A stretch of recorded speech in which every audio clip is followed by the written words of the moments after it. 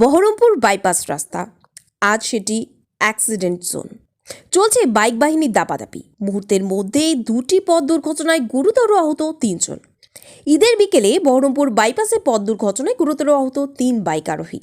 ঈদের বিকেলেই রীতিমতো বহরমপুর বাইপাস পার্কিংয়ে চলছে বাইক বাহিনীর দাপাদাপি।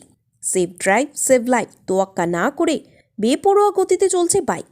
ফলে দ্রুত গতিতে রং রুট ধরে ফতেপুর ব্রিজের দিকে যাওয়ার সময় নিয়ন্ত্রণ হারিয়ে পরে গুরুতর আহত এক বাইক আরোহী। অন্যদিকে একই স্থানে দুটি বাইকের মুখোমুখি সংঘর্ষে গুরুতর আরও 2 জন আরোহী।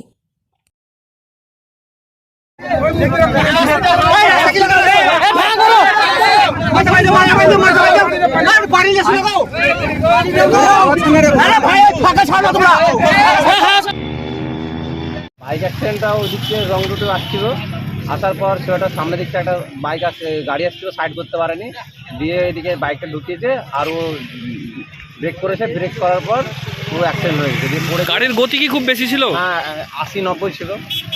রং রুট ধরে যাচ্ছিল। হ্যাঁ, যে ছেলেটার ক্ষয়ক্ষতি কেমন হয়েছে? মাথা ফ্র্যাকচার হয়ে গেছে আর হাতে চোট পেয়েছে হালকা। গাড়িটা কি ভাঙচুর হয়েছে? হ্যাঁ, গাড়িটা ভাঙচুর হয়েছে। খুবই না হালকা? খুবই হয়েছে, স্পিড ছিল 80-90 স্পিড, মানে এই বাইপাস যে পার্কিং রয়েছে এখানে কি বাইক বাহিনীর খুব দাপাদাপি চলছে এখন? আজকের দিনটা একটু বেশি চলছে, নর্মাল টাইমেও চলে।